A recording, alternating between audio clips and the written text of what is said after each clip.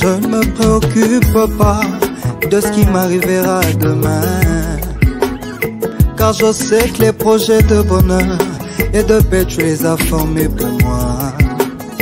Tu détiens entre tes mains mon présent et mon futur, et je sais qu'à l'instant voulu je verrai ta main dans ma vie, n'a précédé. Car c'est une prophétie dont le temps est déjà fixé. Elle marche vers son terme et elle ne mentira pas. Si elle tarde, attends-la, car elle s'accomplira certainement. Et où me la ce qu'il comela, kasinga no et si kotika ngawa nafani nazozela na yebete ngonga nange kokoma à mon poste je suis ngai nazozela zitango ngonga nange kubita nazozela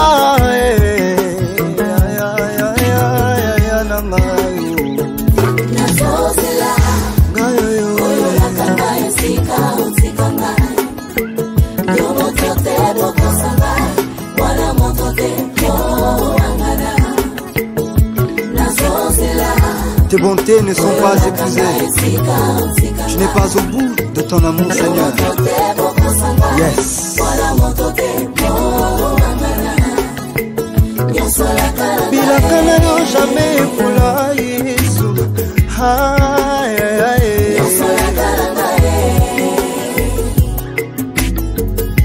nazuzela esika otikanga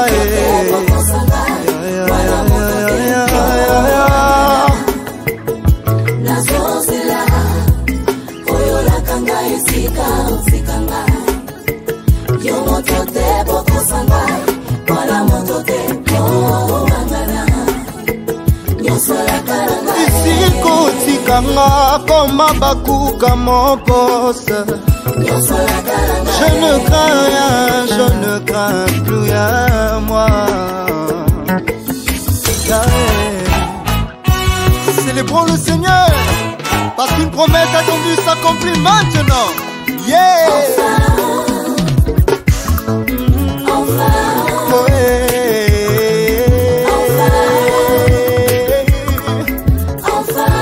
Joseph Botami, Rachel Kumi mama, Anna pe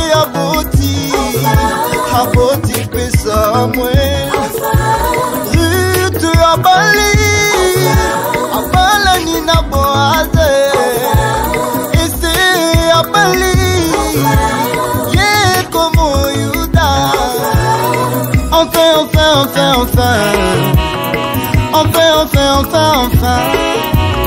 Ola munela tinzo tondoka Yesu.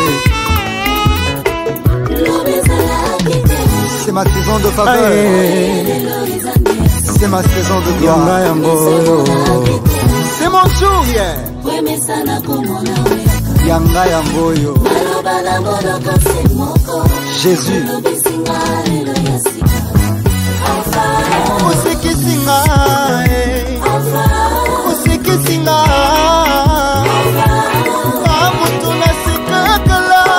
Je me contentais na histoire basusu.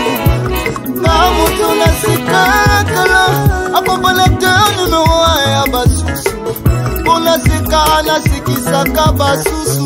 Kasi lisolo nanga bato basekaka te. Kasi batangi pe kombo nanga na mlongo ya bato important. Aujourd'hui on fait mention de moi. La liste ya bato basota tuna monene no. Ekoma nazalaki lobi lelo nakoma pe ngai. Moto mawa nazalaki ngai olongola pasi na ngai. Na mlongo ya balisansie batangi pe kombo na ngai. Na mlongo ya bamilione batangi pe kombo na ngai. Na mlongo ya basali ya Nzambe batangi pe kombo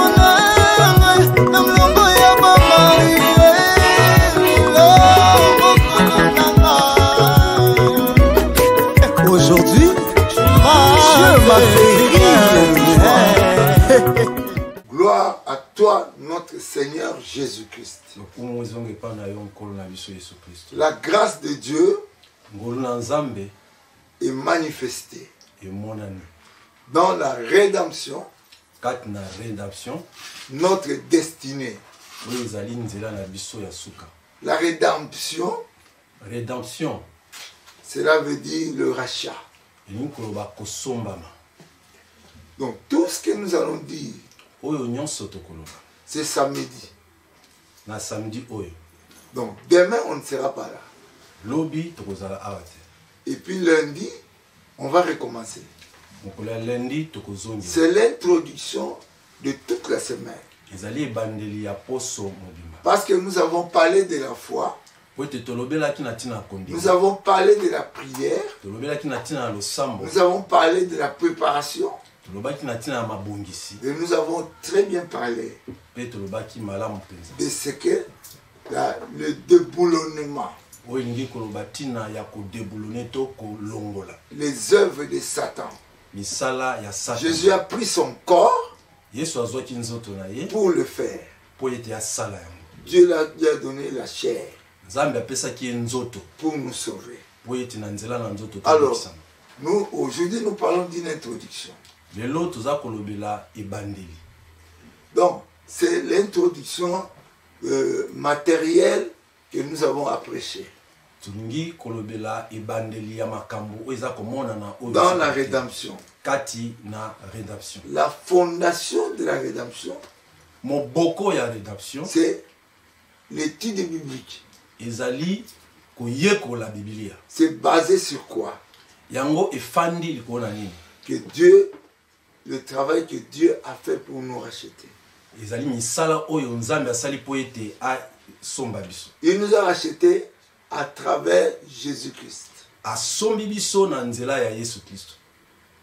Vous voyez, le travail de la rédemption, c'est à travers Jésus-Christ. La foi doit être en Jésus. Et il est même écrit, tout ce que vous demanderez au Père en mon nom, je le ferai. Donc, tout en Jésus-Christ.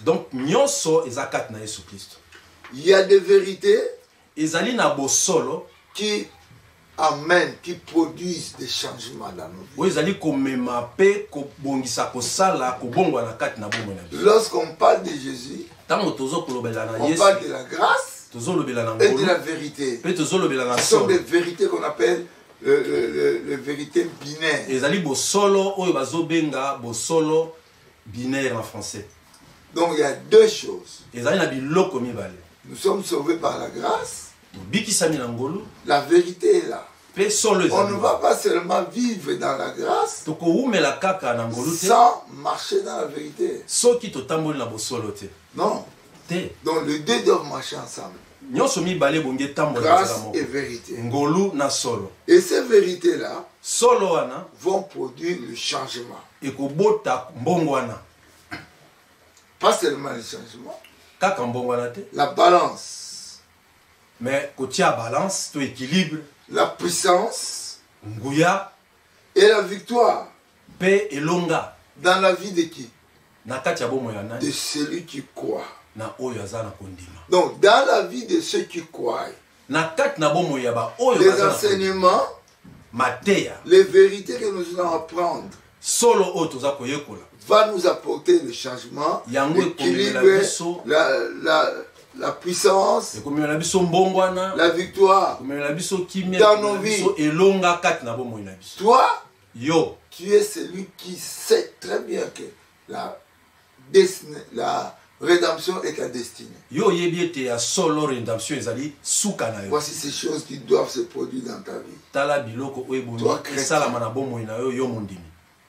Voyons, qu'est-ce que la rédemption?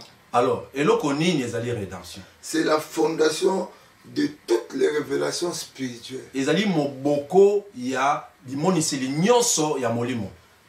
Donc, toutes les révélations spirituelles, leur fondation, c'est la rédemption qui est la fondation.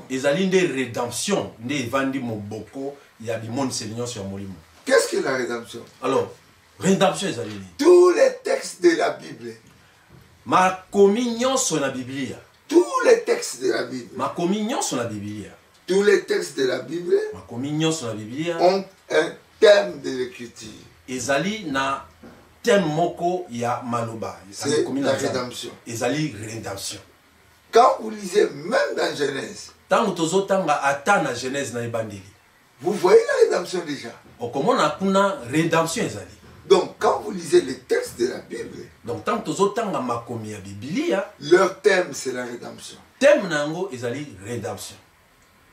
Maintenant, comprendre la rédemption, Sikoyo koyeba to kososola rédemption, comprendre la rédemption kososola est rédemption nécessaire ezali na motuya, dans l'ordre pour les chrétiens ezali na motuya pona bandimi de vivre po ete babika une vie consistante bomoi oyo efandi oyo ezali ngwi et victorieuse. pe oyo ezali na elongo. Frère, Ndeko, si tu n'as pas la consistance dans ta vie chrétienne, soki ozali na kotelema te kati na bomoi na yo ya si mondimi, tu n'as pas la victoire dans ta vie chrétienne, soki ozali na elonga na bomoi na yo ya mokristo te, je t'amène à comprendre la rédemption. nalingi na mema yo oyeba rédemption. Parce que si tu comprends la rédemption, Soki okososola rédemption, cela est nécessaire dans l'ordre de ta vie yango ezali pena na motuya pour na vivre la nzela consistance. po ete owumela Et la kati na victoire. kotelema pe na elonga.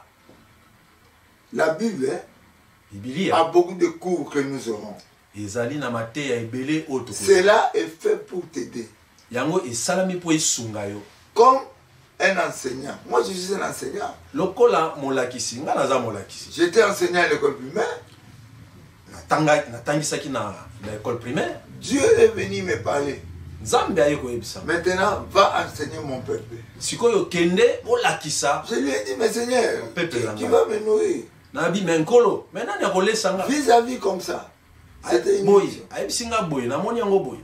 Mais maintenant, Sikoyo ce n'était pas en vision. ezalaki te nazwi J'ai vision. parlé avec lui. Nalobaki na ye, nalobanaki Je na ye. vois comment Abraham a parlé avec Dieu. Namonaki ndenge Abraham alobaki na Nzambe. Cela est venu.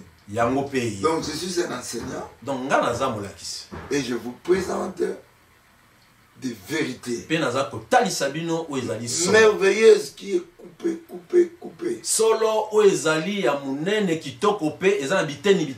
C'est ça, c'est pratique. Ezali makambo ya pratique. Et ça, des voix qui inspirent. Pe ezali na banzela oyo ezali kopesa lisusu makanisi.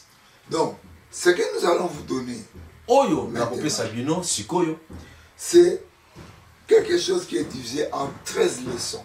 ezali makambo oyo ekabwani na ba leçon 13 to zone ya misato. Le premier de ces cours, Bongo yambo ya cours yango ya mateya yango ensemble, na oyo nyonso ezali ensemble à 52 leçons sur la rédemption. ezali na 52 leçons sur la rédemption. Donc, nous commençons, mais nous aurons 52 leçons sur la rédemption. Donc tokobanda na eteni ya liboso mais na kati eteni ya liboso tokozwa 52 leçons oyo etali Non, non, dans tout ça. Mais Na ici, nyonso. nous avons 13 leçons. Ah, tozali na mateya zomi na misato 13 leçons. Là, le thème, le cours, c'est quoi? Thème to malakisi ezali Cours 1, cours ya liboso la rédemption. ezali la rédemption. C'est quoi? Ezali C'est la fondation. ezali moboko fondation. Je vous ai dit, Nayebisaki bino sans la rédemption, soki rédemption te tu peux être dans une religion. okoki kozala na kati na eyamba Tu fais même des choses que les gens disent des miracles. osali même makambo oyo bato bazomona eza bikamwa. Parce que Simon le magicien faisait les miracles. Po ete simona magicien ye pa bandeki kosala bikamwa. Mais ce jour-là, il a demandé à Pierre, mais impose aussi les mains sur moi. Mais mokolo moko atunaki Petro abi potelo tia maboko likolo na nga. Vous voyez? Omoni Parce qu'il demandait le Saint-Esprit. po ete azali kosenga nde Parce molimo que tout mosala. ne se fait pas avec le Saint-Esprit. Po ete nyonso esalamaka kaka te na nzela ya molimo mosala. Chaque leçon que nous verrons, Nyonso to na mateya nyonso tokomona. le premier cours ici, la rédemption, c'est la fondation. premier cours to Matéa Yambo na etali rédemption. Ezali ou etali rédemption. Chaque leçon Maté Nyoso est sortie en ligne pour vous faciliter. Ezobima na ligne to na nzela po ete et facilité. Pour votre propre étude. Pona mayekoli ya bino moko. Quand je vous parle, vous pouvez écrire. Tanga na zoloba bokoki kokoma. Donc, pour votre propre étude. Pona kote ya mayabino moko koyekola ya bino. La préparation des textes, des cahiers, des livres. Pe kobongisa na oitali ba cahier, oitali ba livre. Sous l'inspiration. Na nzela ya inspiration de qui? Du Saint-Esprit. Ya molimo mo santo. Donc, quand on parle de la fondation, donc tant que ça kolobi la fondation, c'est la rédemption. Ezali rédemption. Sans le Saint-Esprit, kozanga molimo mo santo. Qui va vous inspirer les Écritures? Nani akotalisa yo makomi? Tu vas tordre l'essence. Okoya ko bebisa nzela ya makomi. Donc nous voyons qu'en ajoutant cela, il y aura beaucoup de choses qu'on va ajouter. Plus tard, on aura même des albums qui ont des leçons inclus, qui sont là présentés comme vie. Je vous prêche en français. Il y a de ceux qui peuvent m'écouter en anglais si on traduit. Nous sommes aujourd'hui chez nous, dans notre studio, en train de vous parler en ligne. Nous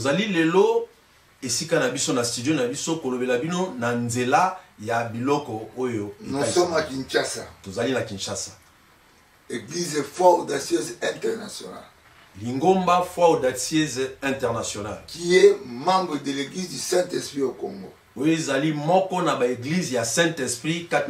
qu'on a appelé avant tout, c'était un PV à Longo. Il y a des gens qui me disent, mais ça c'est pas les enseignements. Mais les PV à Longo lisent la Bible et on vous montre maintenant qu'est-ce qu'il y a dans cette Bible. Toza kolakisa bino mayekoli malakisi o ezali kat na Bible parce que lelo yo ba peverlong baza koyekola malakisi eza kat na Bible. Tout ce que nous allons vous donner, oyo nyonso tokopesa bino c'est loin. Epakwami. C'est loin. Epakolami du Saint-Esprit. Na molimo mo santo. Nous allons beaucoup prier. D'ailleurs, nous avons parlé de la prière. Kobondela mingi. D'ailleurs, tobondela ki tolobela ki bino na mosali. Avant d'entrer dans les leçons, vous devez beaucoup prier à travers la rédemption basée dans les études de la Bible. Nous sommes en train de travailler avec des pasteurs, avec des enseignants, à travers le monde, pour le but d'élargir le royaume de Dieu.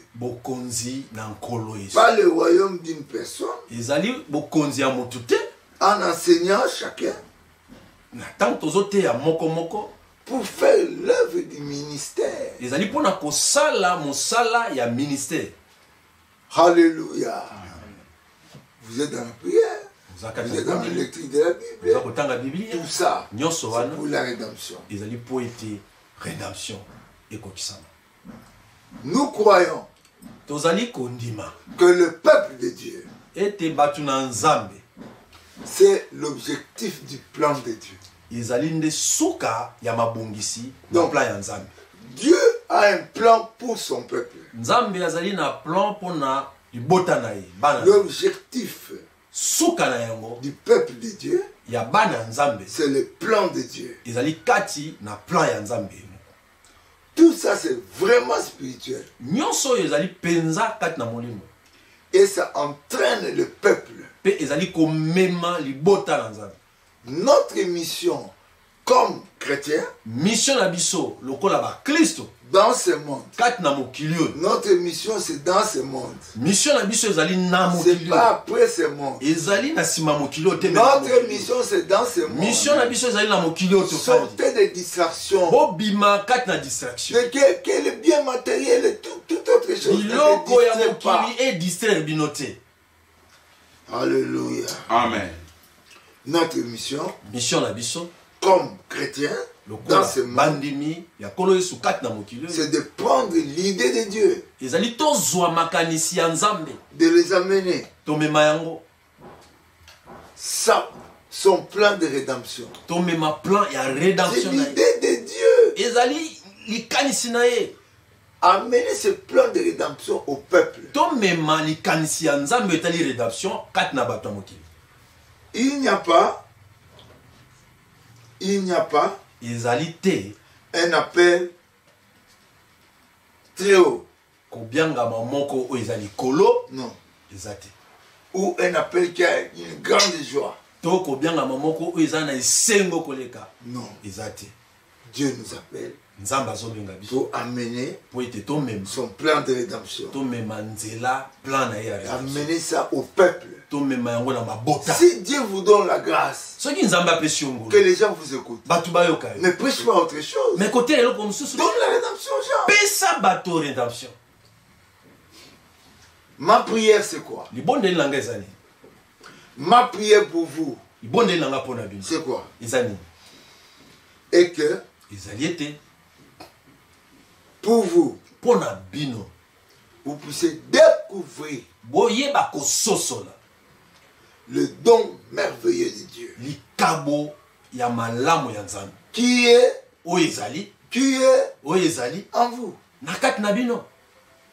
Dieu vous a créé, Nzambe akeli il bino vous a donné un don. apesi bino likabo C'est en vous. ezali kati na bino. Il faut le découvrir. Il faut bososola Si yango. vous ne le découvrez pas, Soki bososoli yango vous te vivrez comme n'importe qui. bokovivre lokola Et n'importe vous qui. allez dire, Dieu m'a abandonné. Mpe bokoloba Nzambe Mais le atiki don biso. est en vous. Mais kati na bino don ezali Et lisusu que vous deveniez bokoma tout ce que Dieu a dans son esprit. oyo nyonso Nzambe aza na makanisi mpo na bino. D'être comme Bozala lokola vous expérimentez la révélation de Christ. lokola bozali koexperimente oyo ezali mabombami ya Yesu Kristo. La rédemption. Ezali rédemption. La rédemption de Christ. Rédemption ya Yesu Kristo. Éphésiens, Éphésiens chapitre 4, chapitre 4 11 à 16. kobanda na 11 kino na 16. Cette introduction Introduction oyo va voir ekomonisa quelque chose en moi. eloko Je moko ne kati suis na pas nga. plus que vous. Nga naleki bino te. Paul a amené les gens Toma Paulo amemaki bato où? wapi? À Éphèse. Na Éphèse. Dans l'école de Tyrannis. Na école to mate ya Tyrannis. Pendant 2 ans, Kobanda mibu mibale. il a enseigné Ateyaki bango. à Éphèse. Na kati na Éphèse. Et ce texte que nous lisons aujourd'hui, Yango wana ndambo na eteni oyo tozotanga c'est lelo. l'Éphésiens. Ezali Éphésiens. Chapitre combien? Chapitre 4. Chapitre 4, 11 à 16. 11 à 16. Écoutez-moi. Boyoka. Ça dit ceci. Elobi boye. Il a donné les uns comme apôtres, Apesaki bamoko lokola bantoma. les autres comme prophètes, Bamosusu lokola ba prophète. les autres comme évangélistes, Bamosusu lokola ba évangéliste. les autres comme pasteurs et docteurs. Bamosusu lokola pasteur pe docteur. Pourquoi? Pona nini?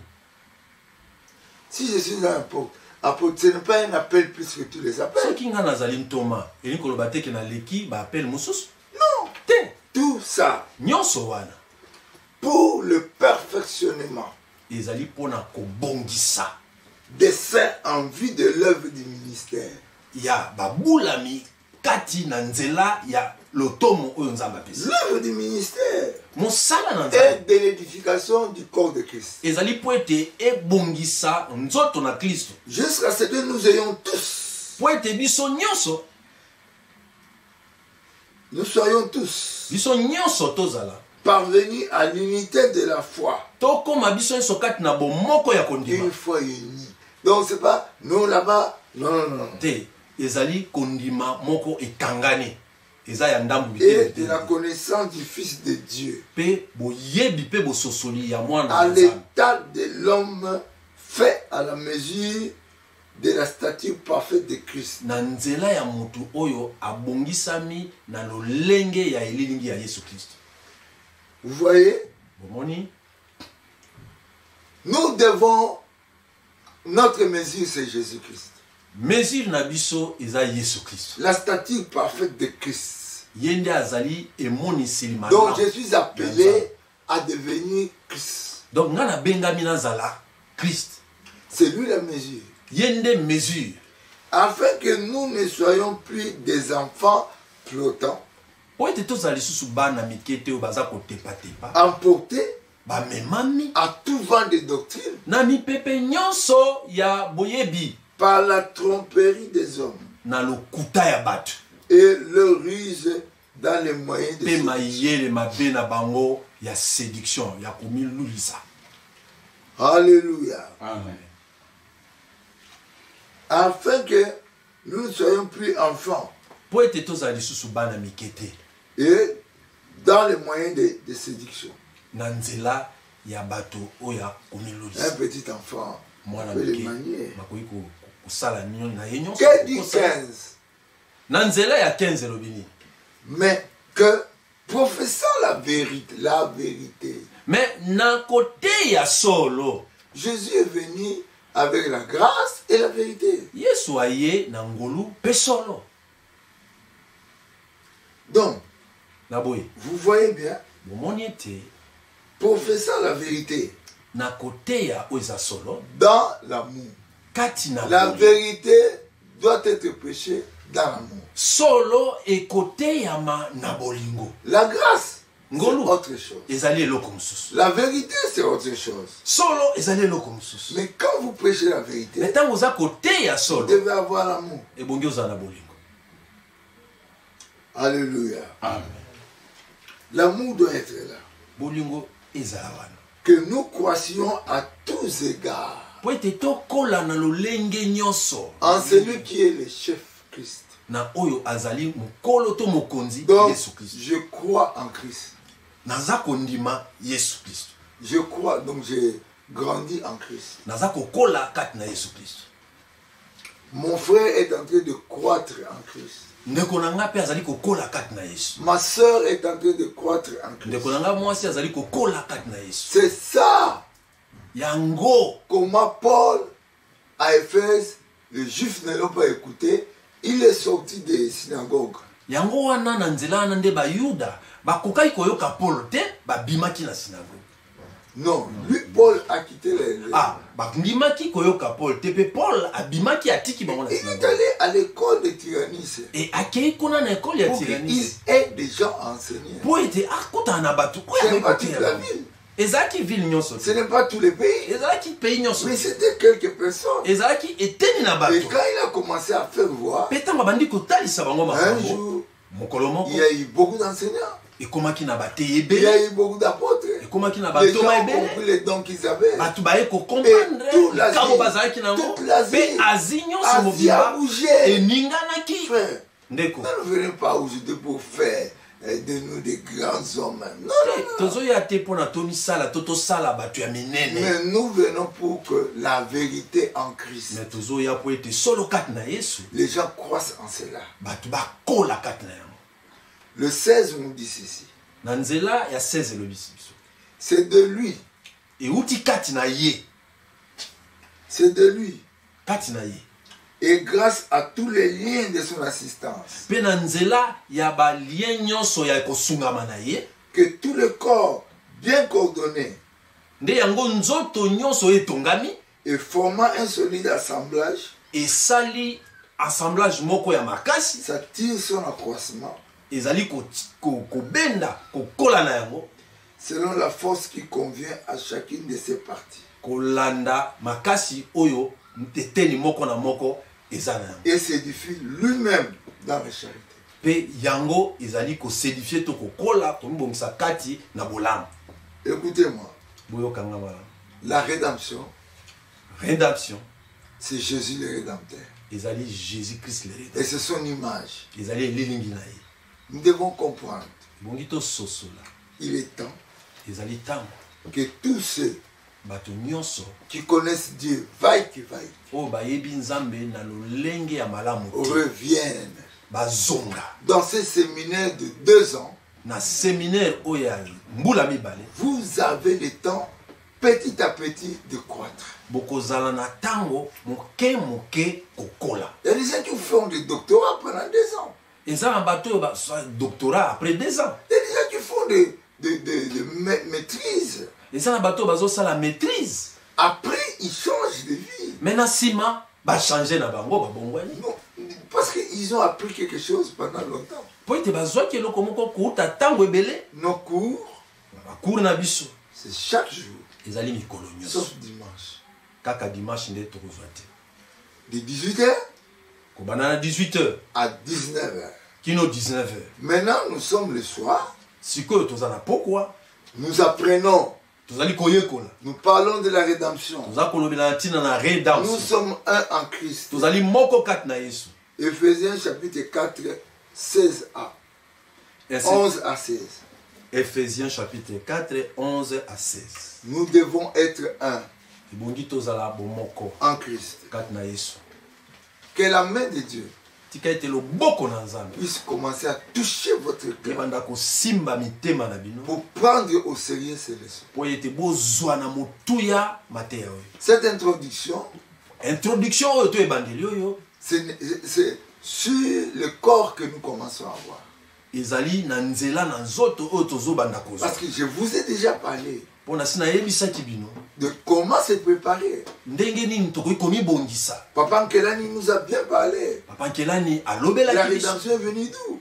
rédemption euti wapi Avec le corps de Christ. na nzela na Qui a nzoto na Kristo déboulonné les œuvres de Satan. oyo elongolaki Il est misala ya venu Satana pour tromper l'humanité. parce que Satana alingi kokosa mokili La crucifixion, kobakiyama na ekulusu. on va voir, c'était la substitution. Tokomona ete ezalaki substitution to komibakisa. Donc il a pris notre place. Yesu azwi esika C'est na nous qui biso. étions morts à ça. Biso nde ebongaki tokufa na esika na ye. C'est nous qui étions morts. Biso nde tozalaki bakufi. Et nous sommes ressuscités à lui. Mais biso sikoyo tosekwi na nzela na ye. Nous devons comprendre Ebongi tososola que ete le peuple, nous sommes l'objectif du plan de Dieu. biso batu tozali nde objectif ya plan ya Nzambe. Dieu veut nous. Nzambe alingi biso. Dieu veut nous racheter. Nzambe alingi asomba biso. Jésus est mort pour nous. Yesu akufaki Et mpona la biso. rédemption, c'est notre destinée. Rédemption ezali destiné na biso, ezali suka na biso. Écoutez-moi. Boyokanga malamu. Je l'ai dit et je le redis. Nalobaki yango mpe naza Ma koloba lisusu. prière pour vous qui m'écoutez Liboneli nanga mpona bino bozoyoka. est que vous puissiez connaître, comprendre le don merveilleux de Christ qui est en vous. Ebongi ete boyeba likabo ya motuya oyo eza kati na bino na nzela na Yesu. Découvrez ça. Boyeba kososola yango, bodécouvrir Et yango. vous devenez tout ce que Dieu a dans son cœur. Bongo bokoma lokola oyo nyonso Nzambe aza na motu Dans na sa ye tête. na makanisi na ye mpona Pour bino. vous. Mpona bino. Être comme vous expérimentez la révélation du Christ, rédemption. Boyeba ko expérimenter to kobika oyo eza rédemption kati na bomoi na bino. Comme on dit à Lingala, l'isiko. Lokola balobaka na lingala lisiko. Sortez de peur. Bobima kati na kobanga. Préparez-vous pour entrer dans la rédemption. Bo bibongisa po ete bokota na rédemption. Dans cette connaissance, Kati na boyebi oyo nous avons vu, tomonaki vous n'aurez pas la peur, bokozala kobanga vous n'avez plus la crainte, bokozala lisusu na kobanga vous n'aurez plus de questions inutiles, bokozala na mituna ezangi ntina parce te qu'en vous, po Que la grâce de Dieu travaille en vous. Église, réveillons-nous. Réveillons-nous. La Bible n'est pas un livre qu'on met sous nos mains comme ça. Non. C'est un livre à lire. Et nous allons lire la Bible pendant 2 ans. Nous allons donner des leçons. Des leçons qui vont vous bénir. Je parle aux pasteurs, je parle aux chrétiens, je parle à tout le monde. Je n'ai pas un titre plus haut, mais je le fais à cause du don que Dieu a mis en moi. Réfléchissons. Ne vivez plus par hasard. Vivez comme Jésus. Entrez dans ce modèle-là. Nous devons élargir le royaume de Dieu. En entraînant des personnes individuellement pour faire l'œuvre du ministère. Je vais vous dire la vérité. Au début, il y avait beaucoup de grands ministères. Mais maintenant que beaucoup de gens deviennent aussi ceux qui ont compris qu'est-ce qu'ils ont, ils peuvent faire pour les seigneurs, amener les familles à Jésus, amener les familles dans la rédemption.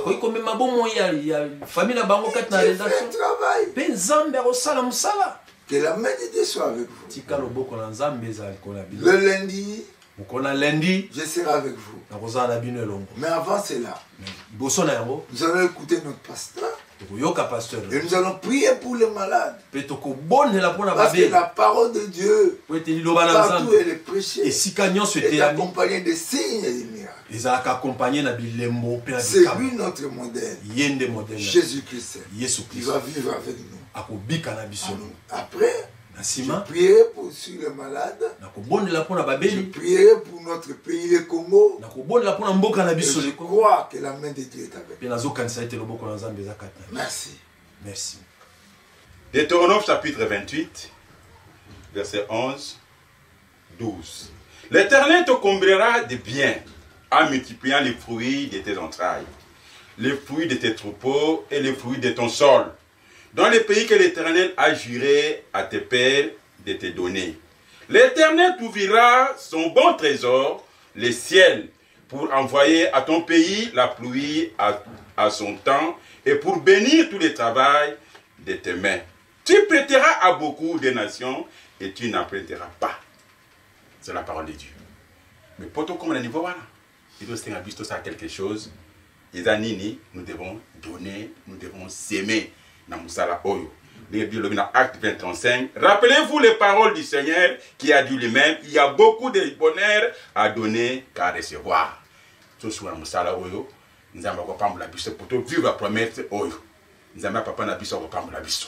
Voilà pour botin la biso ba nous boza nango tozali na contact na biso so nous contacter biso tozala 081 135 25 67.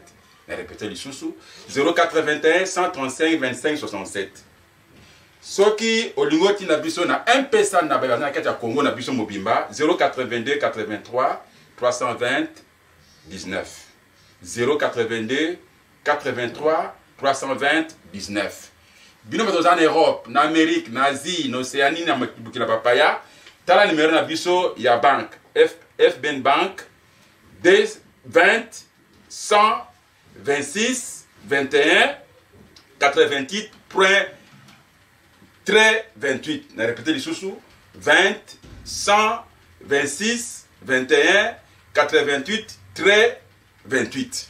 Wana ba numéro na biso bino bazala mokili papaya puso bolibo sunga mosala oyo tikete na papa na biso tambukoki apambula bi. Amen. La vie de Jésus-Christ. Bon moi ya Yesu Christ. Jésus est vivant. Maintenant, il règne en nous. Il règne dans nos cœurs. Il nous a appelés. Et il nous a remplis. Et il nous a mis à part. Ça, vous devez le connaître. Il nous a appelés. Il nous a remplis. Et il nous a mis à part. Sa vérité, sa grâce, c'était des semences de nos cœurs. Son amour nous donne la force. Son amour fortifie la vie. La vie qui est dans nous. Comprenez-moi. Il nous a enseigné, il nous a envoyé pour donner la bonne nouvelle aux pauvres. C'est lui qui nous a envoyé pour dire à ceux qui sont captifs, ils ne sont plus prisonniers. Ça, je vous l'ai dit, vous n'êtes plus prisonniers. Utilisez votre foi comme vous allez. La foi est une ferme assurance de choses qu'on espère. Tu n'es plus prisonnier. Il nous a envoyés pour annoncer aux aveugles que leurs yeux aveugles est déjà restauré. Voyez-moi. Donc Dieu nous a envoyés pour relever ceux qui étaient par terre. Dites-leur qu'ils sont maintenant libres. Pour toujours. Donc ça c'est la vie que nous prêchons. C'est maintenant que nous voulons prier pour les malades. Je vous le répète. Donc Jésus nous a envoyé pour ça. Comme le Père a envoyé Jésus. Pour montrer sa volonté. Maintenant Jésus m'envoie aussi. Pour le révéler. Jusqu'à ce que chaque cœur de ceux qui sont libérés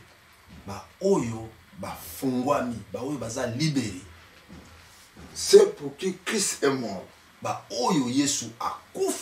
Pour le racheter. Pour le guérir de toute maladie. Ainsi frère, le maintenant que nous avons ici, le royaume de Dieu en nous, donc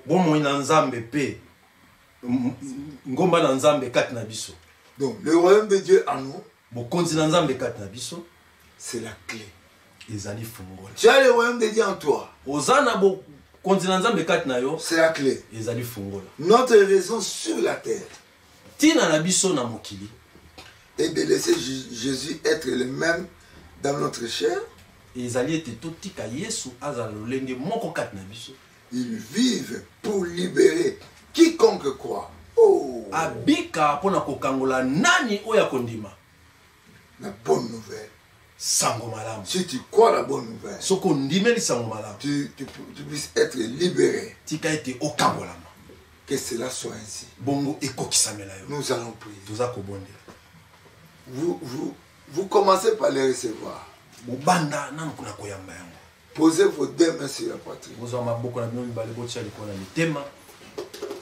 Seigneur Jésus, jusqu'à présent j'ai dirigé ma propre vie. Jusqu'à présent, j'ai dirigé ma propre vie. Et j'ai péché contre toi. Entre dans ma vie, Seigneur. Sois mon Seigneur et mon Sauveur. Pardonne mes péchés. Transforme-moi, Seigneur. Je voudrais connaître. Ton plan. Pour ma vie. Que la rédemption. Soit vécue par moi. soit vécu par moi. Au nom de Jésus. Au nom de Jésus. Amen. Amen. Écoutez. Boyoka. Posez la main là où vous êtes malade. Je donne un exemple. Moi, je tiens mes yeux. Toi, tu veux toucher tes oreilles. Si tu es malade en plusieurs places, tu es paralysé. N'importe où tu es. Touche. Pose ta main sur le ventre. Dieu va te donner des enfants. Mets ta main sur la poitrine. Si tu as plusieurs maladies, plus que 2, nous allons prier. Ouvre ta bouche. Parle, ne murmure pas, mais parle. 1, 2, 3. Seigneur, Père éternel, Dieu Tout-Puissant, sur ma poitrine, je viens à toi. C'est pour Seigneur, demander que mes yeux soient guéris. Oui, c'est vrai. Seigneur, se met sur ma poitrine, Seigneur, prouve que Seigneur, je mal, Seigneur, presque partout, Seigneur, dans mon corps. Je viens donner mon dos. Oui, Seigneur, dans ma mémoire, Seigneur. Oui, je mal, tout ce qui est dans ma vie. Oui, c'est pour cela que je suis venu, Seigneur, pour toi. En t'écoutant, Seigneur, à travers ton serviteur, Seigneur, ce matin. Oui, je viens près de toi. Tu es le seul qui guérit. Tu es le seul qui donne la vie. Tu es le seul qui fait sourire quelqu'un, Seigneur. C'est pour cela, Seigneur. Je te mets, Seigneur. C'est tout si ma poitrine, Seigneur. Oui, merci, Seigneur. Je veux que, Seigneur, vous fasse quelque chose, Seigneur, dans ma vie, Seigneur. Dans les noms de Jésus. J'ai pris, touchez là où vous avez touché. Père éternel, Dieu Tout-Puissant. Tata Nanguya Nalola.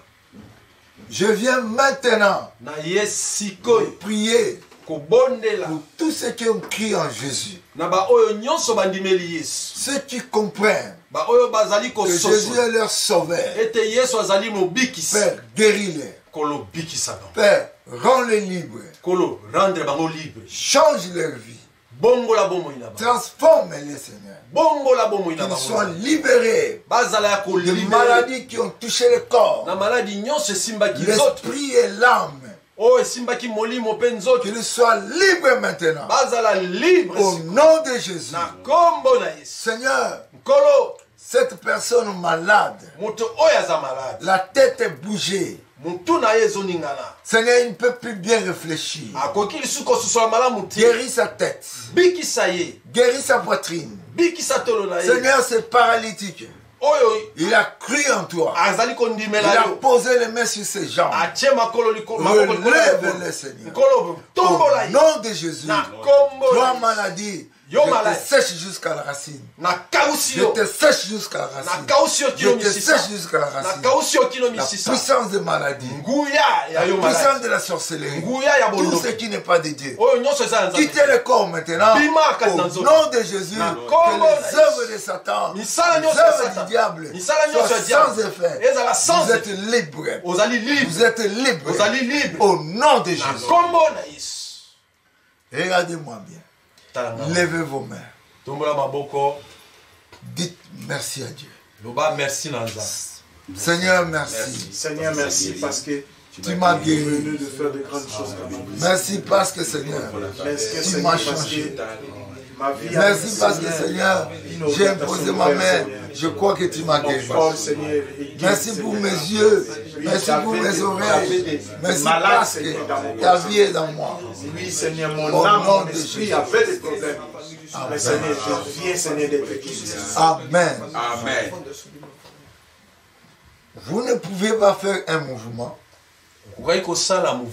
Levez-vous. Là où vous êtes. Commencez à bouger la main. Elle était paralysée. Bouge, bouge. Les jambes. tes jambes marchent. Voilà comment ça commence. La main de Dieu, crois ce qui a commencé, il va l'achever. La main de Dieu est sur vous. Le calme est dans votre cœur. La rédemption est entrée. La paix de Dieu est dans vous. Je crois en Seigneur. Au nom de Jésus. Faites le mouvement que vous ne pouvez pas. Dites à haute voix, je suis guéri. Je suis guéri. Je ne suis plus malade. Je ne suis plus malade. Je suis en bonne santé. Je suis en bonne santé. Tout ce que tu diras sans douter, tu le verras sans tu le verras. Si tu n'as pas vu maintenant, tu es enfant de Dieu. Tu réclames-toi un enfant de Dieu. Tu es béni. Amen. Réclame-toi béni. Réclame-toi racheté. Tu es racheté. La grâce de Dieu est sur toi. Que la main de Dieu te transforme. Amen. Maintenant, je vais prier pour le pays, le Congo et l'Afrique. Père éternel, Dieu Tout-Puissant, je ramène devant toi l'Afrique. L'Afrique avec tous ses habitants. Que l'évangile entre en Afrique. Qu'il y ait des hommes puissants qui se lèvent fort pour prêcher l'évangile. Les Damas sont faibles. Mais ils construisent leurs maisons dans nos chrétiens. La force de prêcher l'Afrique. Je donne le Congo entre tes mains. Laisse que le Congo vive la paix. Que le Congo vive la grâce. Que le Congo vive la rédemption. Bénis la vie des gens. Je donne la vie politique entre tes mains. Je laisse le président du Congo Tshisekedi entre tes mains. Seigneur, je me réclame de toi. Répands ta miséricorde. Au nom de Jésus. Amen. Amen. Vous voyez, je vous demande toujours de partager. Partagez. Que ce message aille partout. La main de Dieu. Ce message n'est pas made in Congo. Non, message made in Tambour. Non. C'est Tambour. Non. Ce message vient du ciel. Vous avez bien lu. Ephésiens 4. 11 à 16. Paul est allé avec ça. Il a prêché à Éphèse. Et l'Asie a été enflammée. Que c'est pour Dieu. Que la grâce de Dieu vous accompagne. Au nom de Jésus. Amen. Je bénis l'équipe. Tous mes jeunes qui sont avec moi. Les pasteurs qui sont venus pour travailler avec moi. Soyez bénis. Cette nuit, vous allez bien dormir. La paix de Dieu est avec vous. Que la miséricorde de Dieu vous accompagne. Rien n'est impossible à celui qui croit. Amen. Le péché pardonné. Le maladie guéri. Pour la grâce de Dieu.